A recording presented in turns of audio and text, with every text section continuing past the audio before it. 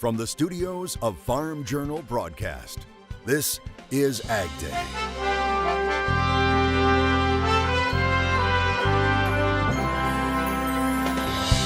Coming up on AgDay. Growers are planting cotton in the southeast. I'm Betsy Gibbon. We'll have that story ahead in the show.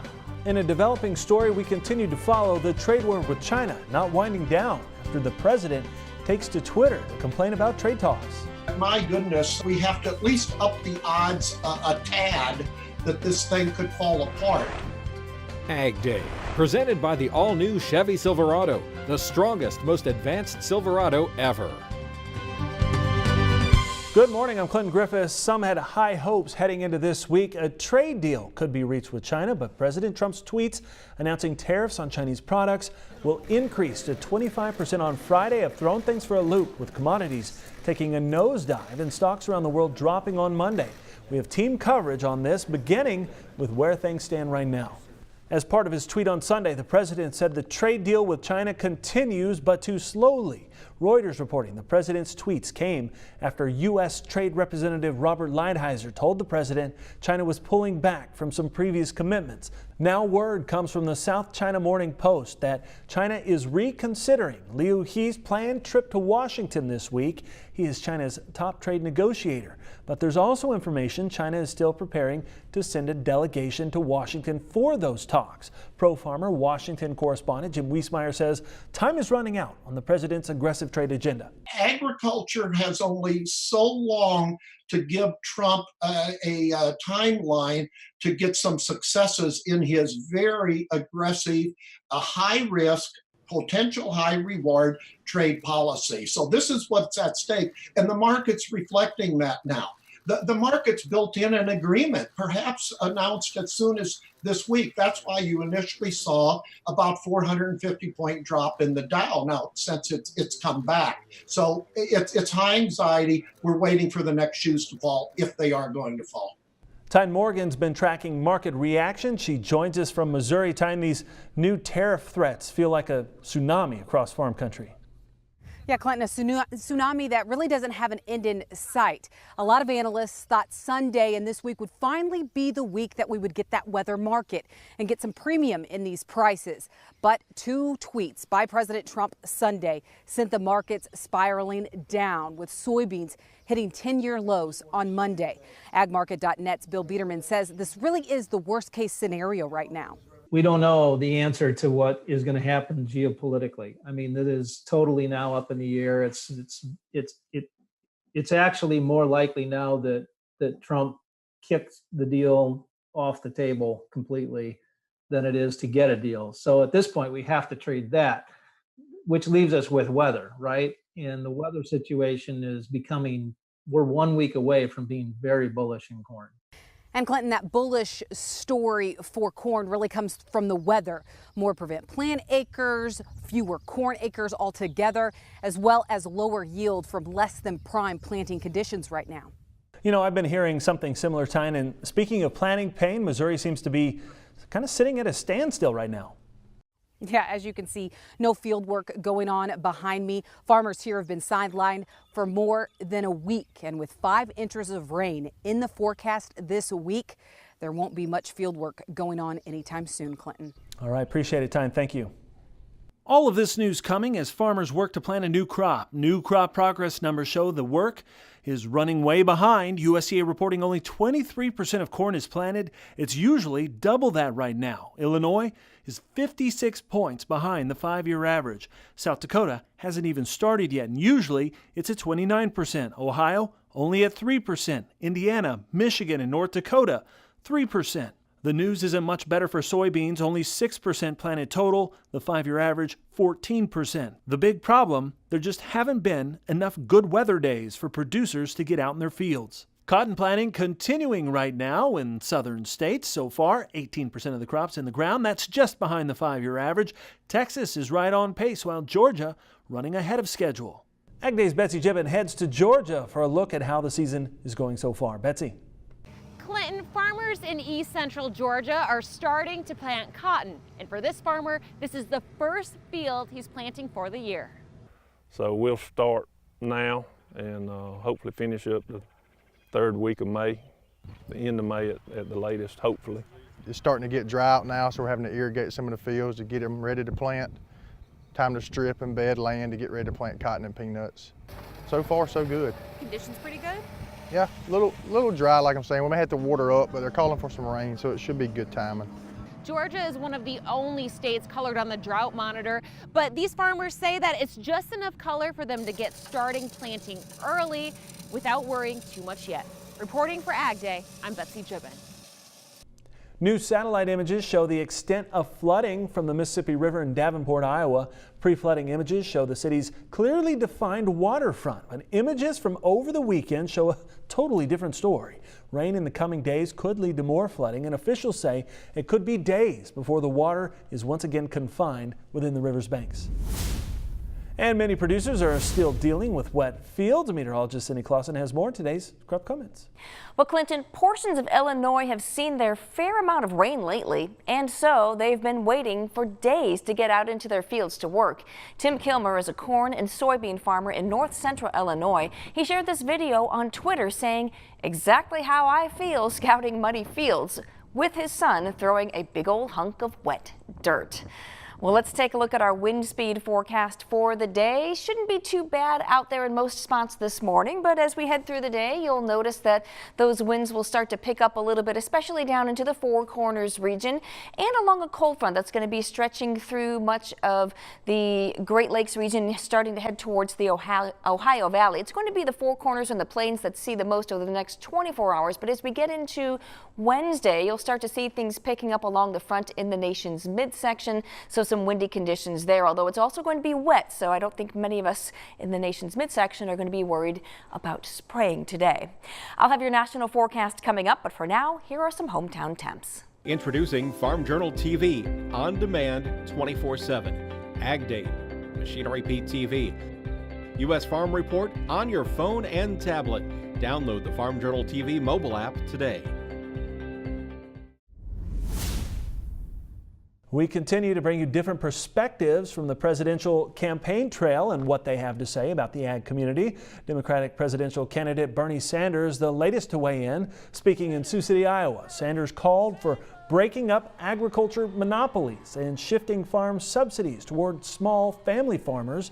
He also wants the federal government to enforce antitrust laws.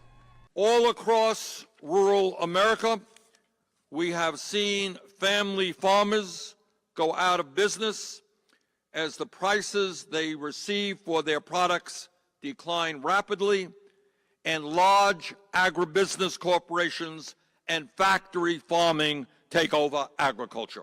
It is not acceptable to me or to you that the top 4 packing companies control more than 80% of the beef market, 63% of the pork market, and 53% of the chicken market. Sanders is also proposing greater government involvement in setting price controls and managing supply and demand of agriculture commodities. When is it time to say planting is late? We have a date and a number. Details next at the Agribusiness Desk. Plus, more on the latest wrinkle in the trade war between the U.S. and China and the impact on the markets. That's ahead on AgDay.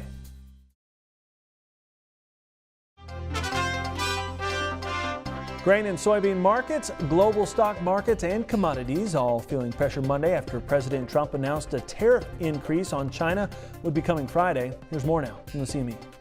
The soybeans really took it on the chin. They were sinking. Those new tariffs just weigh heavy on the futures. That sharp drop makes yet another new low. Adding to the demise is the wet fields and the delayed planting for corn and wheat. Certainly that means that there's going to be increased acres, and that is just like looming over the market.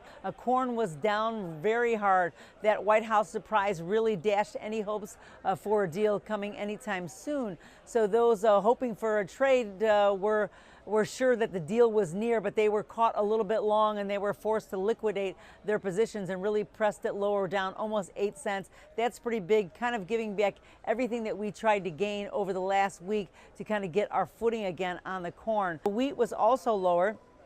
That was really more of overflow selling that sent the futures down. Today in the livestock market, the cattle was lower. The bears are in charge and really pressing even more. The cash trade was hit with up to a $5 loss over the last week, and the funds are starting to liquidate some of their long positions. The big story today, though, is hogs. It was a limit down, and the tariff increase just shook up a lot of the traders, and finally they kind of purged anything that they had. Mike North, Commodity Risk Management Group, our guest here at the Agribusiness Desk today. All right, Mike, we keep talking about what's going on with spring planting, late or not late. There's an actual number or a date that you like to watch. Right, it's May 20th, and for a lot of the I-states, that's the day we cross over into the late plant period. Okay. So for those with crop insurance, that's when your coverage starts to recede a little bit based on that later planted date. So up to that point, the goal for the country really is to try to get 83% of the corn in the ground. Okay. And if we can do that, then we call that a normal year. And so how we get there is always an interesting thing. And we start in April, and in about April 20th or so, third week of April, we move into the first of 4 very important weeks for planting corn. Right. We've got the first one behind us now. We're working through the second one. So now the question is, how can we get from 15% planted in that first week, that important week, right, to 83% planted over the next 3 weeks? It doesn't look like we're going to get much done this week with all the rain. I drove through a downpour on the way here, right? We've got more rain in the forecast moving beyond that. That will really frustrate our success in getting to that 83% number. Once we get to May 20th, if we don't have 83% in the ground, now the question is, how much are we missing? If we only have 73% in the ground, we could still be okay if summer weather is good. It doesn't really teach us much. Okay. But if we're less than 73%, that's where things start to get interesting. And the lower you go with that number on May 20th, the more exciting it gets for markets. Okay. So what we're telling guys is the next couple weeks could cue this thing up for the summer. And by the way, let's make sure we don't look past the summer, because a mild summer will detract from any of these conversations. But it does start to bring some opportunity forward, and then that's where we need to have some conversation about what we do with it. Right. You've got to take advantage of the opportunity when it presents itself. Appreciate it, Mike, as always. We'll be back with more AgDay in just a minute. Cut through the uncertainty in the markets. Give Mike a call at 608-764-0012. Your next piece of equipment is on MachineryPete.com. Search equipment from dealerships across the country to find what you're looking for. Only on MachineryPete.com.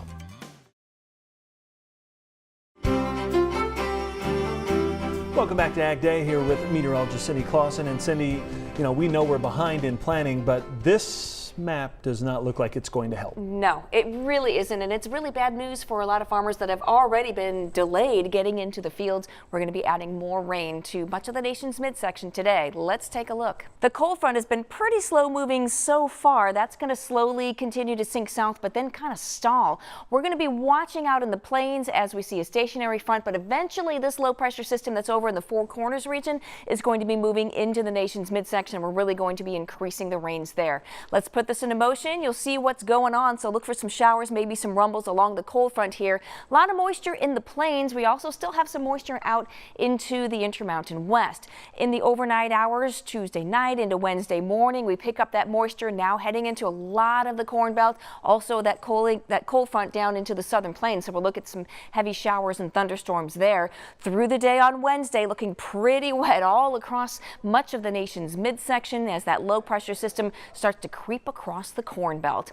Precipitation estimate over the past 24 hours, a lot of it's been right over here in Kansas, Missouri, and then along that cold front just a little bit less moisture as you get up into the Great Lakes area. Now as we add on the next 24 hours, not looking good. We're looking very wet in much of the plain states and into parts of the central Corn Belt, heading into the eastern Corn Belt as well. Just very wet weather there. Also very wet down in Florida. A little bit of this is still snow, especially out in those highest elevations of the Rockies. Now, as we take a look at our temperatures, you could see where the front is. Boy, we've got 50s and even some 40s on the north side of that front. We're still in the 70s and 80s down in much of the southern United States. As we head into the overnight hours, we're going to see those low temperatures down into the 40s and even some 30s on the north side. Still pretty mild on the south side of this front, where we see 60s and 70s. And as we head into tomorrow, we'll be seeing 40s even stretching down into parts of the Corn Belt as well. But look at that temperature difference between Chicago and St. Louis. 30-degree temperature difference. So we're going to be seeing very different weather on either side of the front. Quick check of the jet stream. You've got a trough out in the west. They're going to see that moving across the nation's midsection as we get into the week. You got that cold air starting to come in for the Great Lakes right in time for Mother's Day weekend, where it kind of warms up out into the west. That's a look at your national forecast. Now let's check on some weather where you live. Mossy Rock, Washington, mostly sunny for you with a high of 73 degrees. Mound Ridge, Kansas, cooler with showers and thunderstorms and a high of 68 degrees. And Meadow Valley, Alabama, sunny and warmer, but maybe some fog in the morning. Dairy markets have seen plenty of headwinds in recent years. Are those winds blowing in a new direction? We'll look at the latest dairy price predictions next in our Dairy Report. Closed captioning is brought to you by BASF. Grow smart with BASF. We create chemistry.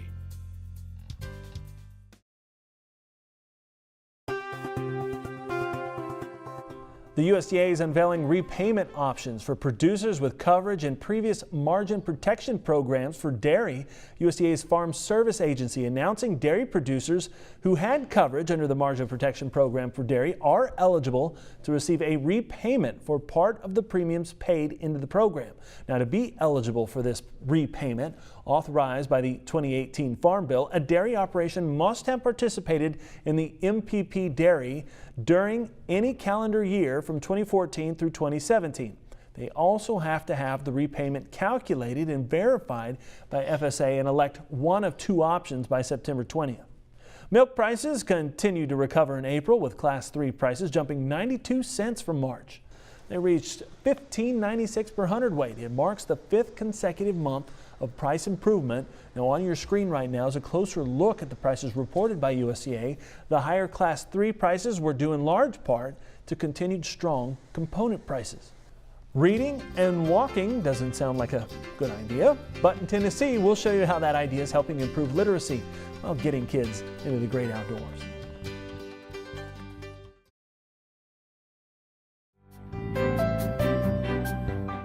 In the Country is powered by Kawasaki.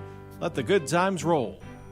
It's a project combining two great ideas: exercising in nature and improving literacy. University of Tennessee Extension is part of a new project called Story Walk Trail. As Charles Denny reports, you can take a stroll and read at the same time. Where footsteps and words blend, you can now take a peaceful trip along the Story Walk, circling the Tullahoma Library. Clomp, clomp, no luck. The duck stays stuck. But along the way, you can also stop and read about the duck who's stuck, mired in the muck. As a mom, it's exciting to get them excited about books, and especially when my first grader can read her own book and do the story trail and read it to her sisters. Absolutely. It helps with her vocabulary, her word structure and sentence structure, and she loves reading books. It gets her interested and getting her imagination going, all kinds of things like that. The Rock Creek Story Walk was created by UT-TSU Extension, the Lanham Memorial Library, Parks and Rec, and area woodworkers, 4-H'ers, and Scouts. A new chapter in Tullahoma's Greenway system, it was made possible by a grant from the Well-Connected Communities Initiative from the National 4-H Council and Robert Wood Johnson Foundation. There's a body of research that says it's healthy for us to connect with nature. This project in this pretty setting supports literacy, physical and mental health, environmental stewardship, and gets families together. And it's a very innovative way for people to enjoy the benefits of just walking and talking, engaging with one another, as well as engaging in the green space around them, to just unplug. Coffee County UT Extension Agent Belinda Riddle says there will be a new story along the trail every 2 weeks. We chose to do that instead of having just one book that would just remain on display, to encourage people to continue to come out, to continue to be together and walk and read a new book. Where's the duck? Does he say quack, quack, quack? 2 important and enjoyable parts of life: exercise and reading. Here you get both, a pathway to better health and magical storytelling. This is Charles Denny reporting. Thanks, Charles, and that's all the time we have this morning. We're sure glad you tuned in, spent part of the day with us. From all of us here at AgDay, I'm Clinton Griffiths. Have a great day.